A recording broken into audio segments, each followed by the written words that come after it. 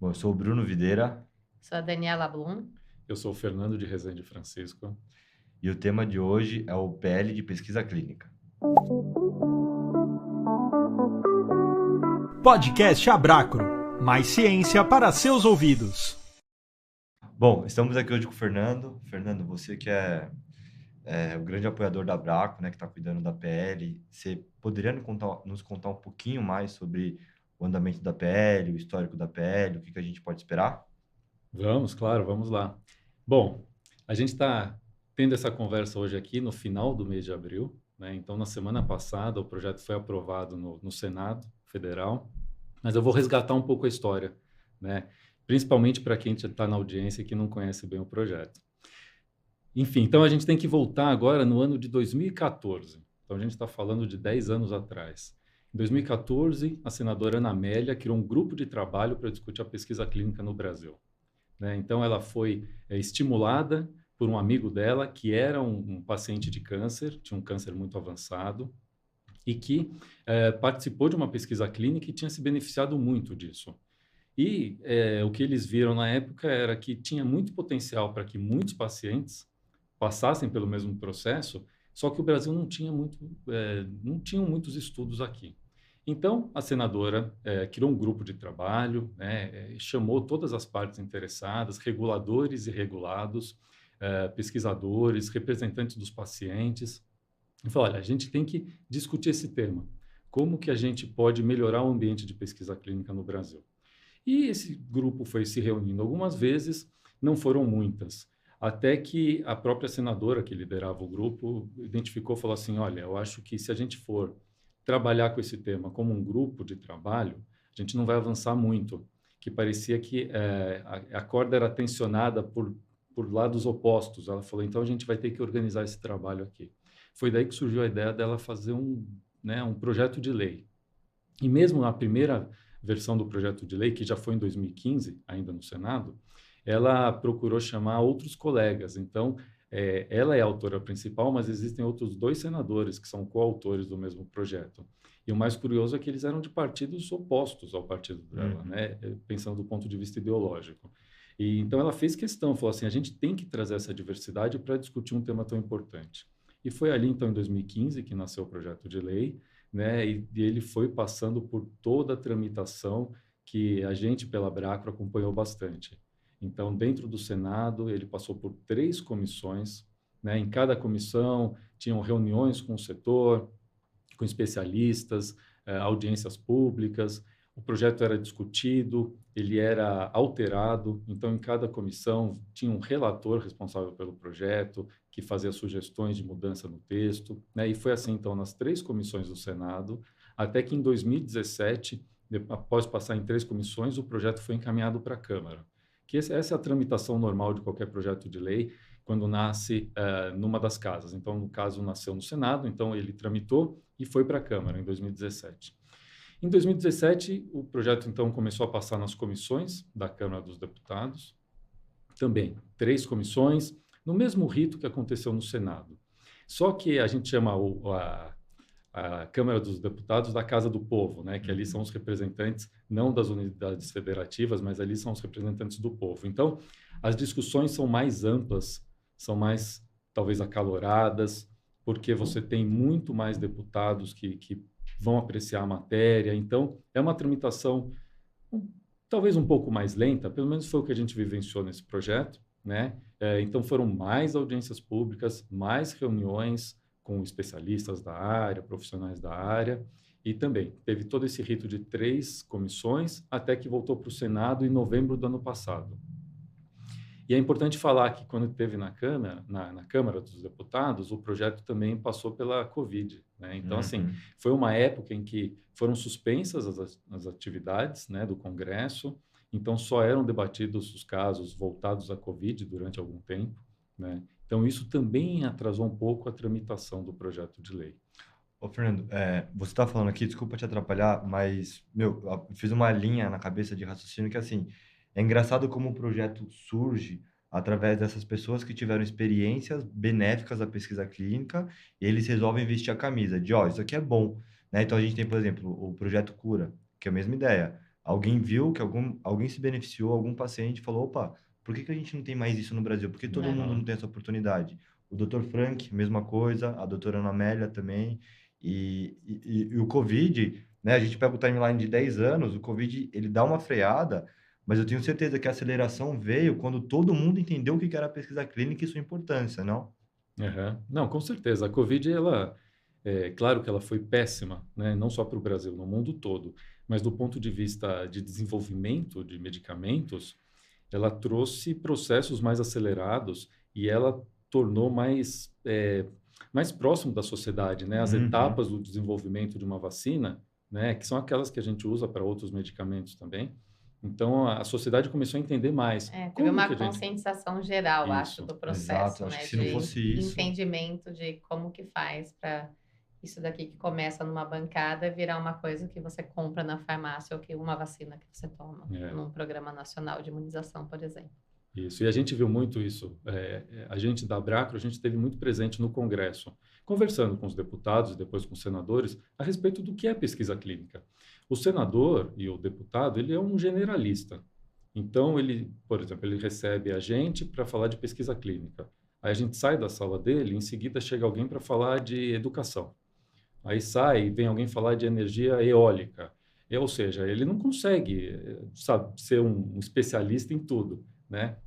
Então, é importante, quando ele é estimulado pela sociedade, a gente leva para ele aquelas informações que pautam de verdade a nossa área, né? Então, na pesquisa clínica, a gente fez questão de explicar para eles o que era cada etapa e facilitava muito a história da Covid. Uhum. Porque quando a gente falava, nem sempre a gente fala diretamente com o deputado ou com o senador, a gente fala com o assessor. E a gente explicava. Sabe do que eu estou falando aqui? Fase 1, fase 2? Lembra da Covid? Aí quando fala, sim, das vacinas, eu lembro das etapas. Então, é disso que a gente está falando. Isso é pesquisa clínica. Aí facilitava, aí você criava Um rapport com ele. exatamente. Tinha ali uma abertura que ele falava, bom, eu sei do que você está falando, e a gente explicava por que era importante, por que continua sendo importante a gente ter um projeto de lei na área.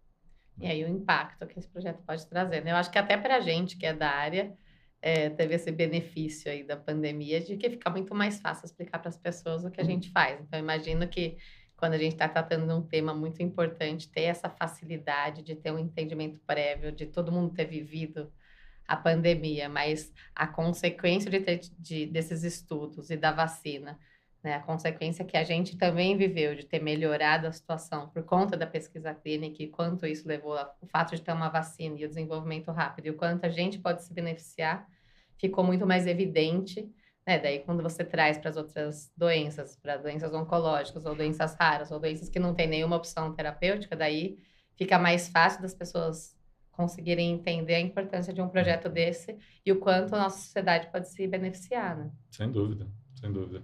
E a gente percebeu na prática, né? É. Isso, o que a Covid trouxe, o que foi feito no combate à Covid e como isso influenciou no entendimento dos deputados, dos senadores, e eu acho que da sociedade como um todo, da importância do desenvolvimento. Um exemplo, não sei vocês, mas quando eu conversava com pessoas fora da área, né? O que você faz? Às vezes na escola da minha filha, pesquisa clínica, a pessoa antes da pandemia, agora você fala, pesquisa clínica, lembra a vacina do Covid? Nossa, como é importante seu trabalho.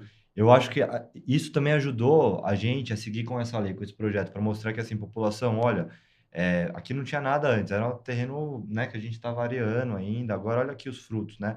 Vocês viram, vocês viveram fase 1, 2, 3 da vacina, o quanto que isso era importante, as diferentes vacinas, né? Então, a gente comparar, a gente falar com os especialistas, a Anvisa, CONEP, né? Os autores, né? E os players, né? Do nosso trabalho, né? E o quanto que isso afetou positivamente a vida deles. Então, com certeza, isso ajudou muito os deputados e senadores nesse movimento da lei, né?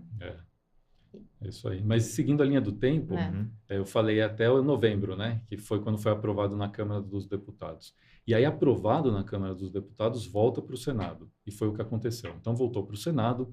Aí foi designado, em fevereiro, um relator. Tem que sempre ter um relator.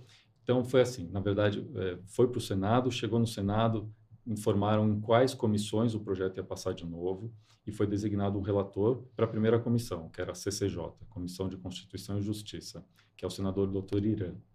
E, para nossa felicidade, foi o senador Irã, que na época era deputado, ele foi um dos relatores lá na Câmara dos Deputados. Então, ele já conhecia muito bem o projeto, né? E, além de ser médico, ele já conhecia o projeto em si. Então, isso facilitou muito. A gente entende que ele ter sido relator ajudou nessa tramitação. Ele não teve que ficar tanto tempo estudando a matéria, ele já conhecia. E o trabalho que ele fez foi importante, porque o que a gente viu na prática? O projeto passou rapidamente pela Comissão de Constituição e Justiça, foi aprovado por unanimidade. No mesmo dia foi aprovado um requerimento de urgência para que o projeto não precisasse tramitar nas outras comissões, fosse direto ao plenário do Senado. Foi o que aconteceu, então quase que nem uma semana depois ele já tinha sido, já estava na pauta do plenário do Senado e foi votado, aprovado por unanimidade. Então, acelerou muito o processo. Então, o que o doutor Irã fez foi conversar com os pares deles, com os outros senadores, principalmente com as outras lideranças do Senado, e falar, e expor que a importância desse projeto para o Brasil, né? E, pelo visto, ele foi muito feliz, né? Teve muito sucesso nisso, porque foi aprovado por unanimidade, tanto na comissão quanto em plenário, né? Então, continuando a linha do tempo, isso aconteceu na semana passada, e agora a gente tem aí alguns dias, provavelmente, talvez essa semana não, mas talvez até a semana que vem isso vá para o Palácio do Planalto. Chegando no Palácio do Planalto, começa a contar um relógio para a sanção presidencial. Então, o projeto ele vai ser apreciado pelo presidente da República e ele tem 15 dias úteis para isso. Tá? E aí, o que pode acontecer? Ele pode sancionar o projeto como está, ele pode vetar trechos do projeto, ou ele pode vetar o projeto como um todo. Tá? São esses os caminhos. O que a gente acredita, conversando com muita gente envolvida na área, é que não vão haver vetos, né? Essa é a possibilidade mais forte que a gente analisa hoje, que não vai ter veto nenhum ao projeto, justamente por isso. Por quê? A aprovação na Câmara dos Deputados foi muito grande, mais de 300 votos a favor. Então, isso é um ótimo indício. Passou no Senado com aprovação unânime, então não tem razão para vetos do presidente, né? O entendimento que a gente tem é que o que está ali reflete o que o povo quer, o que os setores querem, todos os envolvidos querem. Então, deve passar sem vetos pelo presidente. Se houver vetos, conta um outro relógio. Isso, depois de 2 dias, tem que voltar para o Congresso, e aí a gente começa a contar esse relógio de mais 30 dias, são muitos números, né? Mas é mais um relógio de 30 dias para que o Congresso avalie numa sessão se derruba ou não, ou se acata os vetos do presidente. Tá? Agora, se não tiver veto, isso vai para o Diário Oficial da União e, conforme está escrito no texto da lei, depois de 90 dias ela entra em vigor. Tá? Agora, se não, volta para essa apreciação do Congresso, tendo essa sessão do Congresso, derruba ou não o veto, e aí sim vai para a publicação no Diário Oficial da União. E, Fernando, essa lei sendo aprovada, qual que é a expectativa da Abraco para o Brasil em termos de pesquisa clínica? A gente acredita no que a gente vem falando aí nos últimos anos, né? Teve um estudo em que nós participamos da primeira versão dele, junto com a Equilve e com a Interpharma, em que a gente levantou esse tipo de dado. Quer dizer, onde o Brasil está hoje, onde ele poderia estar, né? Então, a gente acredita que o Brasil começa a caminhar para essa posição de protagonismo em pesquisa clínica, né? A gente acredita que hoje a gente é um dos maiores mercados farmacêuticos, tem uma população muito grande, é um país uma população muito grande, mais de 200 milhões de habitantes, diversidade étnica, tudo aquilo que a gente fala. É uma grande economia no mundo e todas essas coisas. Só que quando a gente olha para a pesquisa clínica, a gente está lá 25ª posição. A gente acha que o Brasil pode estar lá na casa da 10ª posição, né? Isso não vai acontecer da noite para o dia. Isso é um processo, né? Então, o projeto de lei ele não é uma varinha de condão que vai chegar e, de repente, depois de sancionado e em vigor, tudo vai acontecer. Não. É um processo que precisa melhorar, né? E a gente entende, trabalhando, né, nas nossas empresas, a gente sabe que dentro de um processo, a hora que você resolve um nó, você começa a identificar outros, fala, olha, agora eu tenho que melhorar um pouco aqui, um pouco ali. Mas isso tudo vai sendo adequado, vai sendo resolvido, mas a gente acha que talvez aí num período de talvez 2, 3 anos, o Brasil esteja numa posição muito perto de estar em 10º lugar nas pesquisas clínicas globais. É isso que a gente, é com esse cenário que a gente trabalha. Perfeito. Eu acho que é para o pessoal também entender um pouco, hoje, em tais circunstâncias, existem países menor que a nossa cidade de São Paulo que estão na nossa frente em termos de volume de pesquisa clínica. Então, a gente sabe que essa sua projeção é realmente uma projeção muito factível e que a gente espera realmente alcançar, porque os pacientes vão ser beneficiados aos montes, né? Trazer tecnologia, ciência, saúde. Eu acho que agora o que a gente tem que, então, pensando um pouco nessa linha do tempo que você falou, eu acho que a gente tem um intervalo aí de 4 a 6 meses. Se não tiver veto nenhum, daqui mais ou menos 4 meses, a gente vai ter uma lei valendo. É isso. Num cenário pior aí, se tiver algum veto e vai e volta, se vai e volta, talvez daqui uns 6 meses, pensando aí com um pouquinho de gordura nos prazos, porque a gente sabe que tem um atraso aqui, outro ali. E daí eu acho que a gente tem que começar a pensar nesses outros nós, do que isso vai, de como a gente vai fazer com que essa lei funcione, porque a gente sabe que vai ser uma mudança, que talvez acho que a gente pode até conversar um pouco das principais mudanças, nessa parte que é uma coisa que impacta muito hoje, que é a falta de previsibilidade, que a lei traz um pouco mais de previsibilidade, com prazos mais bem definidos, tanto para avaliação da agência regulatória, e principalmente ali uma mudança na avaliação ética, como é que vai funcionar. Mas acho que talvez a gente tem que pensar, nós que estamos na área, como a gente pode ir trabalhando desde já, porque é pouco tempo, né? 4 meses, até 6 meses é pouco tempo, para o impacto que isso vai trazer no número de projetos que já existem, que vão ser submetidos nos próximos meses, e que vão acarretar aí um número maior de trabalhos dentro da Anvisa, dentro dos comitês de ética, como que vai funcionar. O que você acha que vai acontecer? O que você acha que a gente pode fazer? Eu sei que é uma pergunta difícil, mas o que você acha que a gente pode começar a fazer desde já? E o que você, a Abracro, acha assim, que dá para ir adiantando ou que vai ser o maior problema onde a gente deve olhar todos nós juntos para pensar em soluções, em como ajudar essas outras áreas e esses outros nós a serem desfeitos também? Muito bem, pergunta complexa. Eu vou partir aí para dar resposta, vou dividir essa pergunta. Primeiro, falar do projeto. Então, o que eu acho que são os pontos mais marcantes que vale a pena a gente destacar aqui hoje? Hoje o Brasil tem a dupla avaliação ética. O projeto acaba com isso, né? Ainda bem, porque não fazia sentido. Então, isso vai trazer um processo mais claro de como as coisas funcionam e automaticamente vai ter um processo mais rápido. Então, esse é um ponto super positivo. Como você falou, Dani, a questão dos prazos. Então, os prazos máximos de avaliação, tanto ética quanto para a Anvisa, eles estão definidos lá no projeto de lei.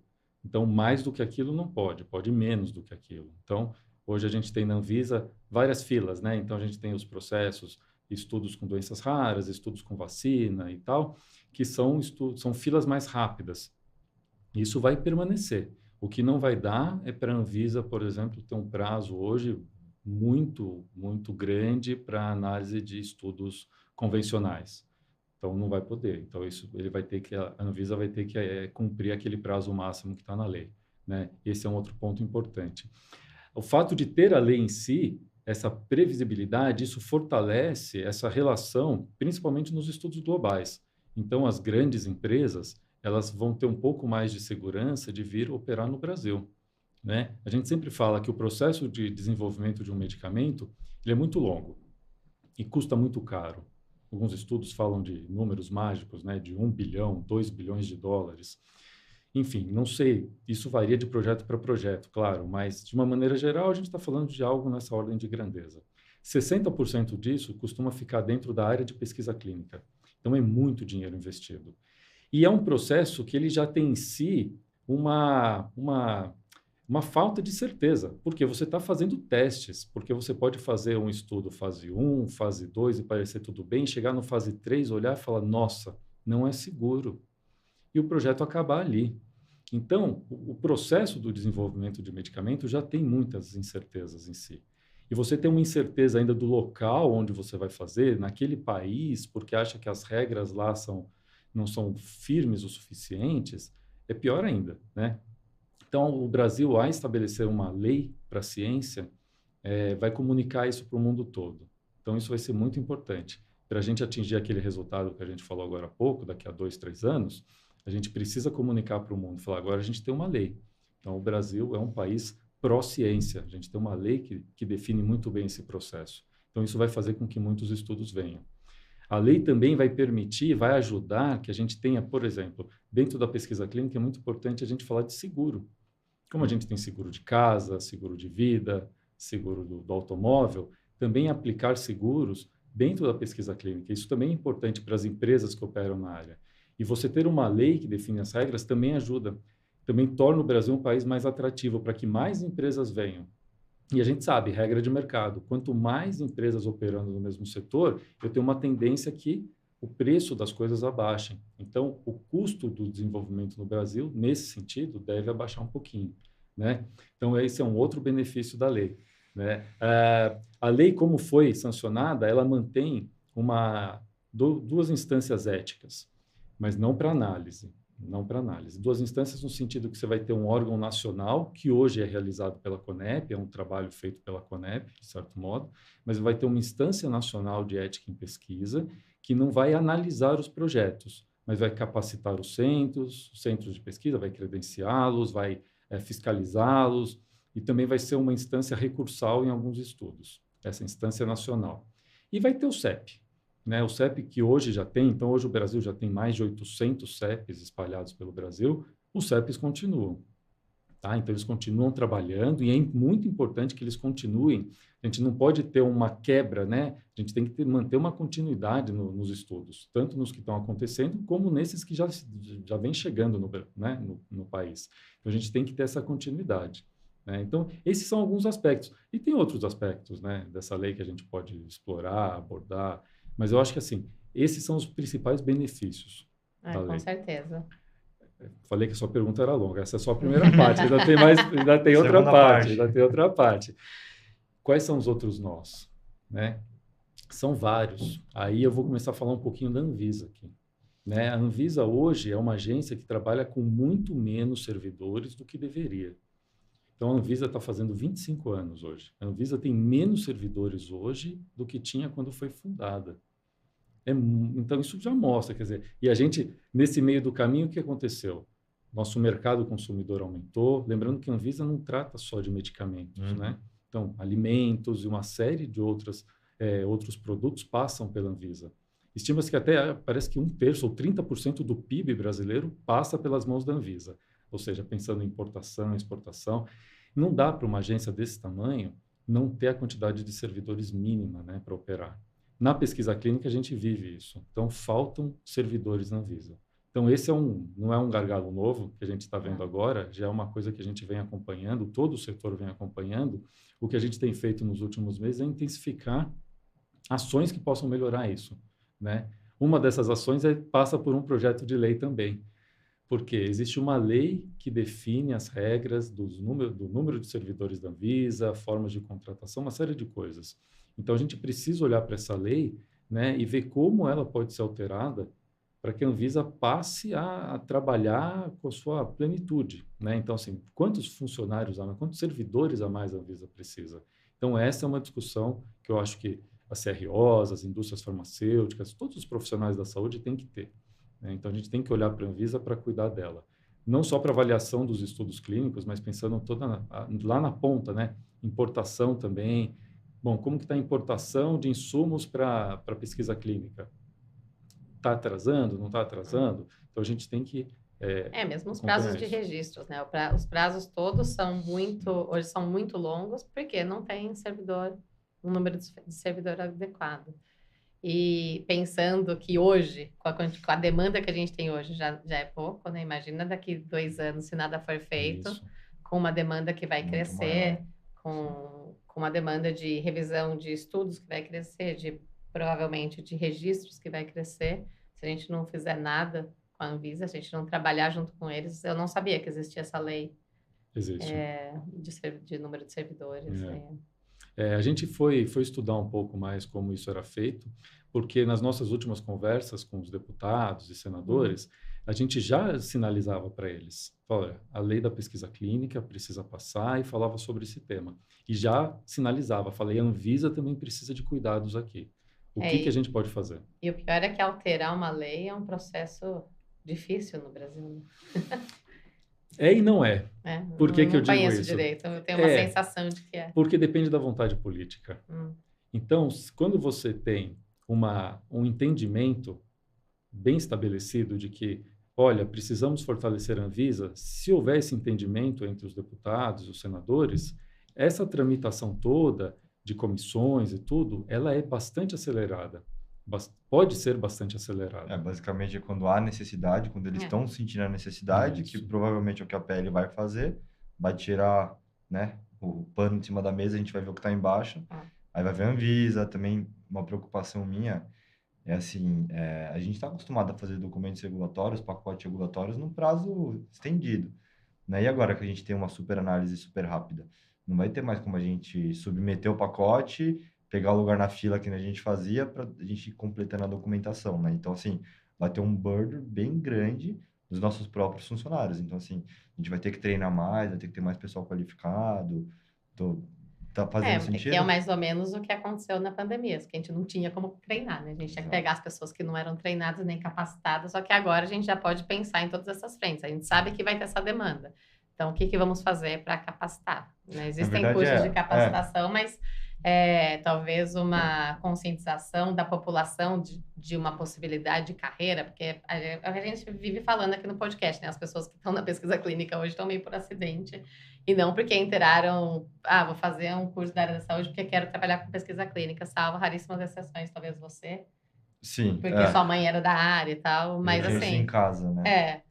Mas são muito pouco, né? Eu acho que o legal é que, assim, se a pesquisa clínica realmente se tornar o que a gente está esperando, é muito provavelmente que a gente comece a ver esses cursos dentro das universidades, médicos falando sobre isso, farmacêuticos, enfermeiros, biomédicos. Isso vai começar a se pulverizar, porque vai ser uma área que vai ter espaço para todo mundo, né? E aí as pessoas vão começar a entrar e a gente vai ter que começar... Sim, vai ter demanda, efetivamente. Não vai ser em picos, que nem a gente trabalhava, né? Então, foi o pico doenças coronárias, foi o pico da coronavírus, agora vai ser o pico da PL. Na verdade, não. A PL vem para ficar. Então, assim, a realidade acaba mudando com isso, e o que ela vai trazer a mais, né? E aí a Abracco tem se preparado para isso, não tem? Acho que a gente tem... Sim. O setor tem que se mexer, né? O setor tem que se preparar, as empresas vão ter que...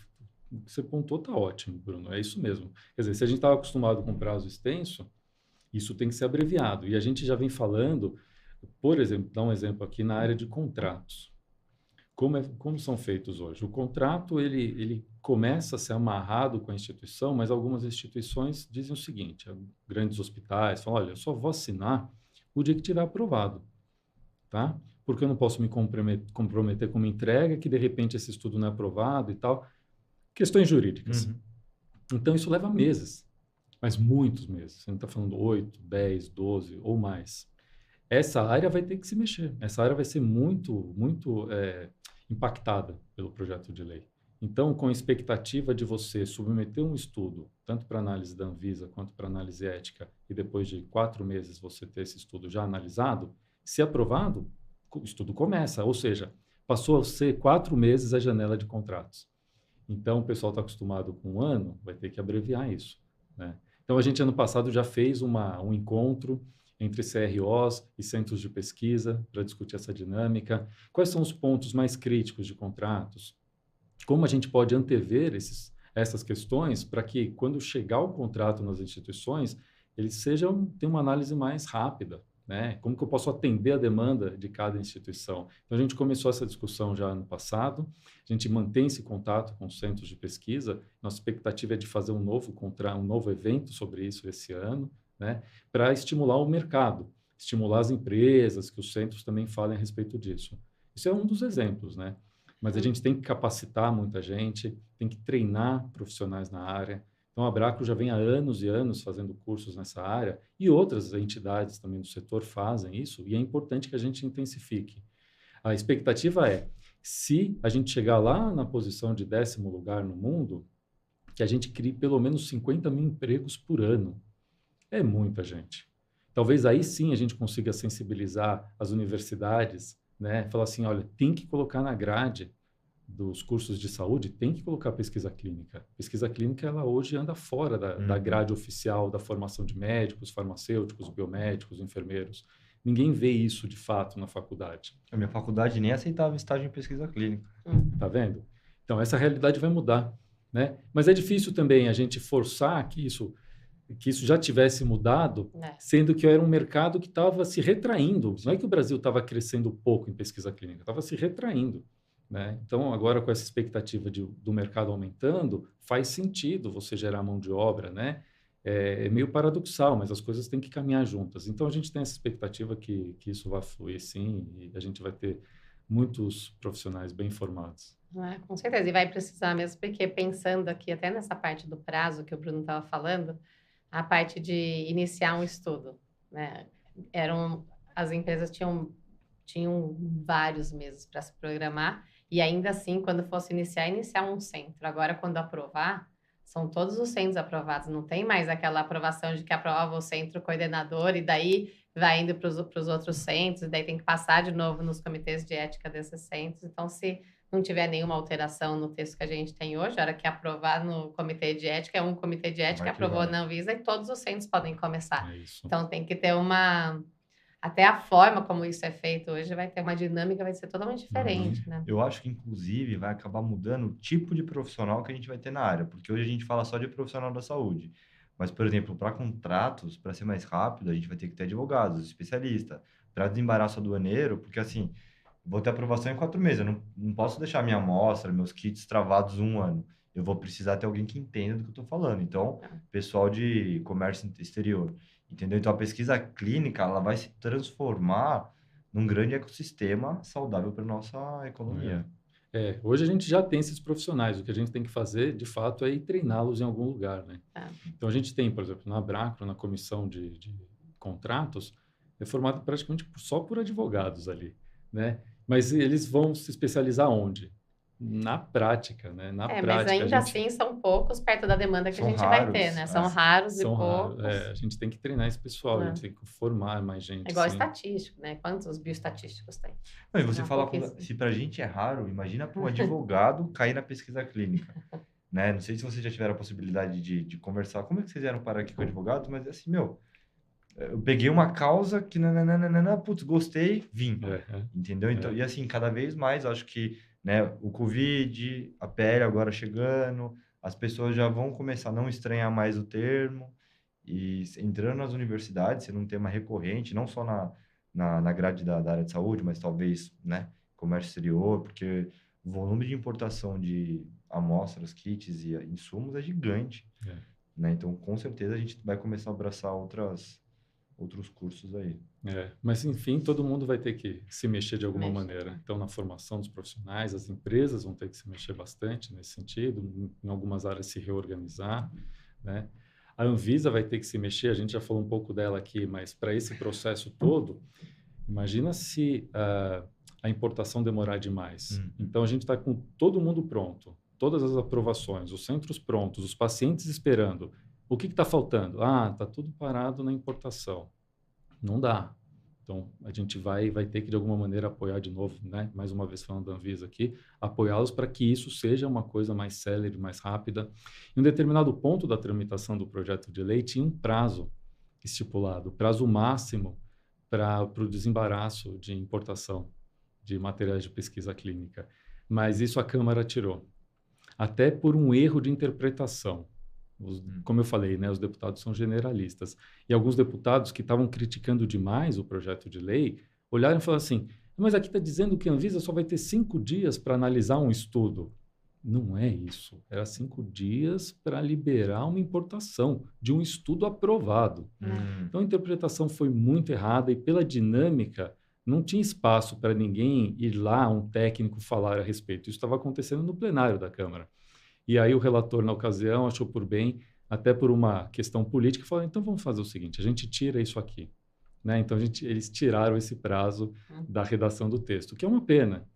era importante, seria muito importante que isso ficasse lá, né? Mas, enfim, mas tudo bem, né? Isso não tira o brilho do projeto que foi aprovado, né? Então, a gente realmente vai chegar num momento diferenciado, a gente está partindo para um momento da pesquisa clínica no Brasil que eu acho que é sem precedentes, né? Com essa expectativa de muito crescimento mesmo. Eu tenho uma dúvida ainda com relação aos próximos passos, que a gente falou aí desse prazo, né, que seja 4 a 6 meses mais ou menos, mas também tem no projeto de lei, assim, tem que ser publicado junto a um decreto, alguma coisa que explique vários pontos como vão funcionar, até mesmo essa parte da submissão ética ou as responsabilidades aí do Sistema Nacional de Ética em Pesquisa. Tem um prazo para isso acontecer? Ou existe a chance, por exemplo, da lei de passar esses 4 meses ou 6 meses, o que quer, dependendo do cenário aí, chegar e a gente não ter isso daí definido ou publicado e a gente ficar meio sem saber o que a gente faz agora? Não, seria muito irresponsável que a gente Uhum. tivesse um apagão regulatório. Então, isso não deve acontecer, tá? Bom, a Anvisa está mantida. O que ela vai ter que fazer é revisitar as RDCs atuais e olhar, porque para a Anvisa só tem um prazo estabelecido na lei, né? Aquele limite de 90 dias úteis para fazer uma análise. Ela vai ter que olhar para suas RDCs e ver se tem alguma que define um prazo maior que isso. Se não tiver, segue o jogo, como está Uhum. hoje, né? Nada muda. Do ponto de vista ético, essa é uma preocupação que a gente tem também, porque a Instância Nacional de Ética em Pesquisa está escrito lá que vai ser regulamentada por um decreto do Poder Executivo. Então, não se tem muita clareza de como vai funcionar, né? A nossa expectativa, aqui falando como Abracro, é que seja um colegiado efetivamente técnico de profissionais que conhecem pesquisa clínica, né? E conhecem ética, conhecem bioética.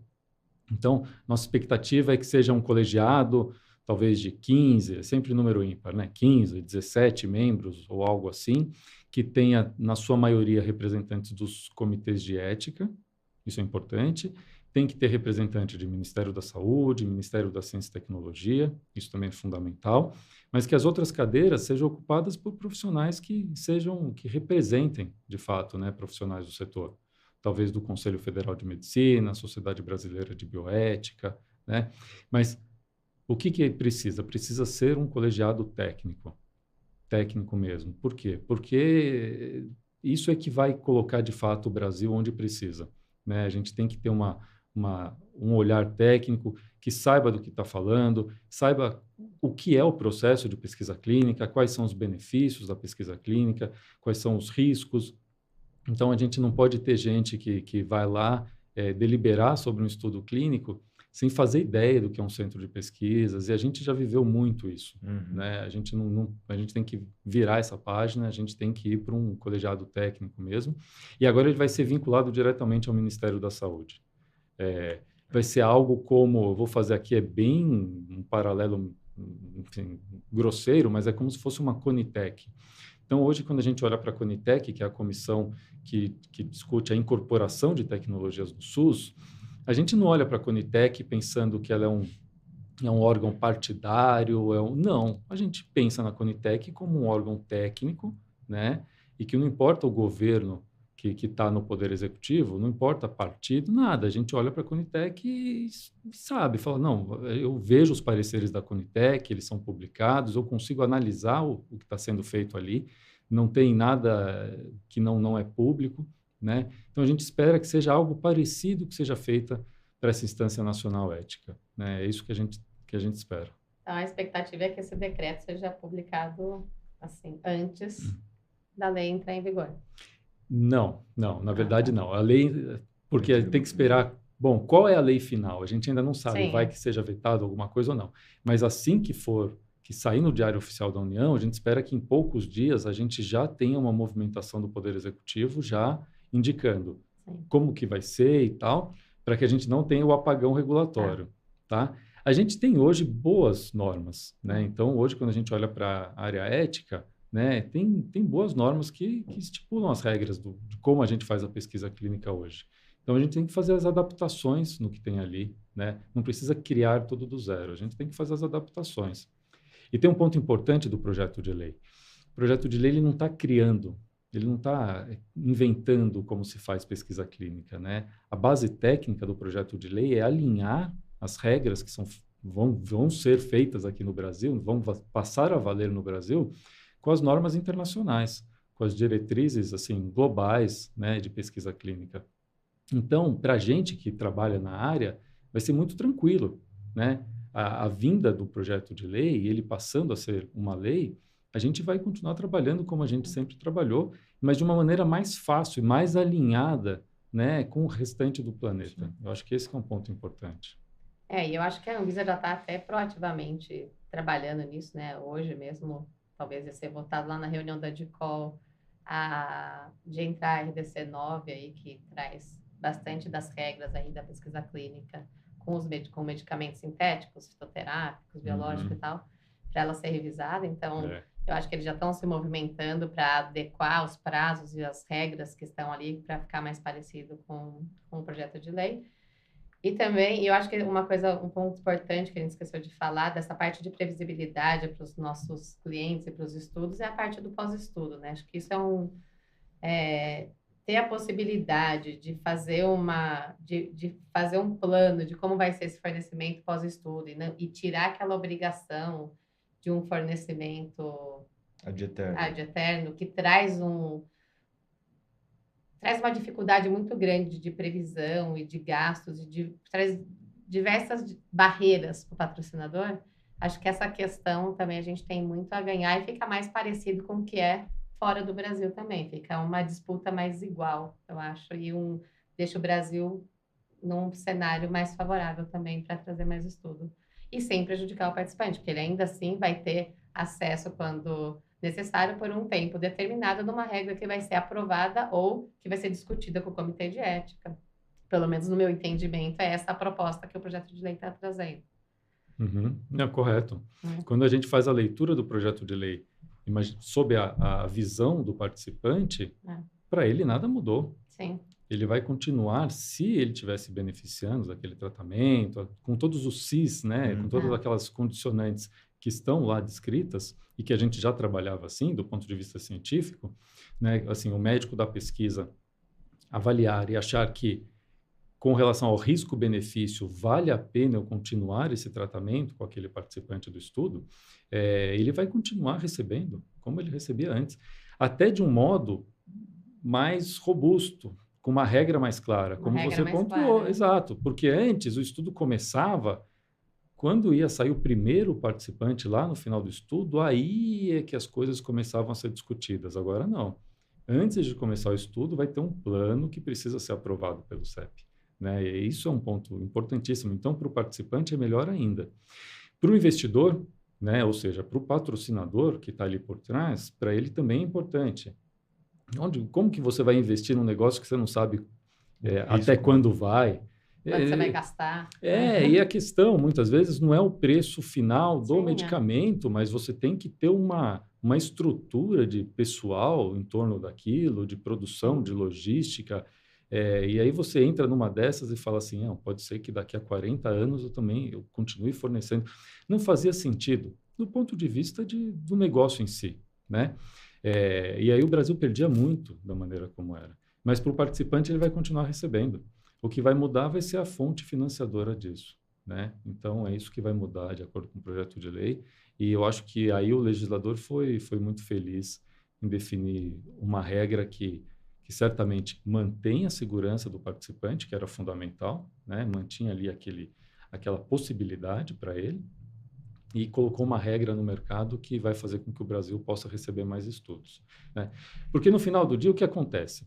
A gente tem expectativa de que, com a aprovação do projeto de lei, a gente receba, como eu falei, né, assim, investimentos de 5 bilhões de reais, 50 mil novos empregos e por aí vai.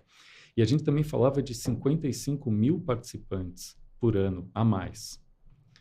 Quando você deixa uma regra bagunçada, o que a gente estava fazendo na prática? A gente estava tirando a possibilidade por ano de 55 mil pacientes, que não são participantes, pacientes doentes, muitas vezes doenças raras, oncológicas, eles não podiam participar de pesquisa. Você estava tirando um direito deles. Então, o mundo inteiro trabalhando a ciência, o Egito fazendo mais pesquisa que o Brasil, a Argentina fazendo mais pesquisa, a Polônia fazendo mais pesquisa que o Brasil, e o brasileiro não tinha essa possibilidade sequer de levantar a mão e falar, eu quero participar desse estudo. Né? Então, com o projeto de lei, com essa regra, esses estudos vindo, né, a gente se torna um local mais ético, né, porque a gente vai dar mais possibilidade aos pacientes para que eles participem dos estudos, né? Uma coisa que eu queria trazer aqui para todo mundo ter uma visão e entender o que a gente está falando. Quando a gente tem regulamentações bagunçadas, prazos indeterminados, o que a gente estava fazendo não era ajudar o participante, a gente estava afastando a possibilidade dele participar de qualquer pesquisa clínica, porque o patrocinador olhava e falava assim, o Brasil, putz, tem paciente lá. Mas e se todos pedirem? Eu vou ter que dar para sempre? Né? Como é que vai acontecer? Né? Então ele falava, não, é melhor não entrar no Brasil, que eu faça pesquisa clínica em outro lugar e depois eu tento entrar no mercado para vender, para ter autorização. Então, você capava o participante de ter essa possibilidade de 5, 10 anos de pesquisa clínica. E para todo mundo entender, às vezes, esse tempo, quanto mais rápido o paciente é tratado, menos efeitos ele vai ter no futuro. Então, às vezes, a gente está tratando de bebês, a gente está tratando de vidas muito raras, né? De pessoas muito necessitadas. E quanto mais rápido a gente conseguir trazer essa medicação para ele ser tratado e ele ser cuidado, o quanto que você não ajuda aquela família, né? E é exatamente isso que o projeto de lei está trazendo de possibilidade, de abrir as portas para essa tecnologia que vai ser trazida e depois, ao longo do desenvolvimento, a gente entender se o SUS vai incorporar ou não, se a medicação foi boa ou não e como é que a gente vai fazer. Mas só de abrir a porta para falar, não, você é bem-vindo aqui, vamos trazer essa possibilidade para o nosso paciente, já muda o cenário de muitas vidas, não? Muda. Você tocou num ponto que me fez lembrar que eu costumo dizer que o projeto de lei ele trata de 4 pilares fundamentais para a sociedade, né? Ciência, primeiro, que a gente pesquisa ciência, né? Então, a ciência em si, por razões óbvias. Saúde, porque é ciência para a saúde, então, por isso também é uma coisa importante. Você tem aquela aproximação dos profissionais de saúde com uma nova tecnologia, né? Mas, ao mesmo tempo, você também está dando uma possibilidade de tratamento em alguns casos. Tudo bem que tratamento experimental, mas muitas vezes é a única possibilidade em alguns casos, né? E quando eu falo que a gente vai ter mais 55 mil participantes por ano em estudos clínicos, a grande maioria desses participantes, eles estão hoje na fila do SUS, em tratamentos de alto custo, né? Então, você vai automaticamente desonerar o SUS e eles vêm para dentro de um estudo clínico em que você tem um investimento privado, né? Quase que na sua maioria, ou na grande maioria dos estudos, um investimento privado. Então, você desonera o SUS, você abre espaço na fila para que outras pessoas sejam tratadas. Então, você tem um benefício aí, automaticamente econômico também, para o Estado, né? Não só por isso, mas também você tem um incentivo em toda essa cadeia de pesquisa, mas você também está desonerando o Estado no SUS. E você tem um outro pilar, que é o pilar social, né? Porque quando você tem uma pessoa doente, a gente sabe como é. Se é uma doença grave, a família inteira adoece junto, os amigos próximos, os amigos do trabalho adoecem juntos, essa pessoa para de trabalhar muitas vezes, então você tem um prejuízo social muito intenso. Quando você adianta um tratamento ali, que muitas vezes o tratamento ainda nem existia, você dá a possibilidade daquela pessoa ser tratada, ela volta para o mercado de trabalho, né? Ela volta a dar giro na economia, mas e também tem essas pessoas próximas que voltam até a sua vida, digamos assim, normal. Então, você tem um benefício social. Então, é ciência, saúde, economia e social. Né? É isso que o projeto de lei está trazendo para a gente. Então, isso é fundamental. Sim. Isso é E fundamental. tempo não tem preço, né? Não tem. Quanto mais rápido a gente conseguir ser tratado, a gente pensa num filho nosso, num parente próximo nosso, a gente quer que ele seja tratado de imediato. Então, assim, você sendo tratado com os melhores pesquisadores, nos melhores locais do Brasil, é tudo que uma pessoa quer nesse tipo de situação quando não existe tratamento, ou não existe outra possibilidade. Mas acho que é isso, né? Acho que nós que trabalhamos nesse meio temos que comemorar muito. É um marco, assim, vai virar a página. A gente vai começar a escrever, eu vejo, pelo menos, que a gente está começando a escrever uma história nova da pesquisa clínica no Brasil. E a gente só tem a agradecer a Abraco e você, Fernando, principalmente pelo trabalho e pela dedicação nesses 10 anos, aí, nesses anos todos, ajudando esse projeto virar uma lei, se se Deus quiser, em breve. Hein? Tomara, tomara. Não, mas para mim foi um grande privilégio trabalhar muito envolvido com o projeto de lei nos últimos anos, né? Eu acho que foi, de certa maneira, levando para Brasília, principalmente, em outros fóruns também, aquilo que as empresas, né, associadas pensam, que é um setor muito grande, né, dos prestadores de serviço em pesquisa clínica. Então, hoje a Bracro tem mais de 30 associados, tem muita gente trabalhando lá dentro. Então, de certo modo, eu levar a mensagem lá e falar e tentar sensibilizar os deputados, os senadores, para que o projeto caminhasse mais rápido, falar desses benefícios todos que a gente está falando aqui, para mim foi um grande privilégio, né? Agora, a gente ainda tem muito trabalho pela frente. Essa fase de regulamentação ainda é muito importante, então continuamos trabalhando muito. A gente procura sempre trabalhar muito em contato com outras entidades também, com a própria Anvisa, né, com a própria Conep, sempre ter uma abertura de diálogo com todas as partes, porque a gente não pode esquecer que lá na ponta tem um participante de pesquisa, né? Então, a nossa preocupação é para que todo esse processo e qualquer mudança que chegue dentro da pesquisa clínica, o participante nem perceba, né? Para ele tem que seguir como estava vindo, é isso, com o melhor cuidado possível, né? Isso é que a gente tem que ter o cuidado e é assim que a gente trabalha. Muito bom, Fernando. Acho que eu quero te agradecer em nome de toda a pesquisa clínica do Brasil pelo trabalho frente à PL, que nem a Dani falou. E quantos mais milhões de pessoas vão ouvir esse podcast aqui e te agradecer também. Então, acho que em nome de todos, a gente agradece pelos serviços prestados. Deixa eu, antes de terminar, eu preciso, agora que você falou isso, eu tenho que fazer aqui um comentário a mais. Eu gosto muito de uma forma de retratar o que é o projeto de lei e esses anos todos que a gente trabalhou, né, para que ele fosse aprovado, como se fosse uma corrida de revezamento, né? É uma corrida de revezamento muito longa. Então, se a gente for levantar, eu comecei a contar aqui que começou lá em 2014, né? A Bracro, como instituição, sempre esteve muito envolvida nisso, mas as pessoas foram mudando, né? E não só na Bracro, em outras entidades também. Então, passou muita gente. Então, se a gente tivesse que escrever o nome de todo mundo que, de alguma maneira, ajudou a construir isso, foi lá e colocou um tijolinho para que a gente tivesse agora próximos de ter uma casa finalizada, né? É um time muito grande.